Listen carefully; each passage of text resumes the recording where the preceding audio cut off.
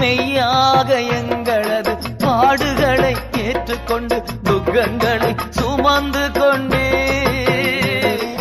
மெய்யாக எங்களது பாடுகளை ஏற்றுக்கொண்டு துக்கங்களை சுமந்து கொண்டே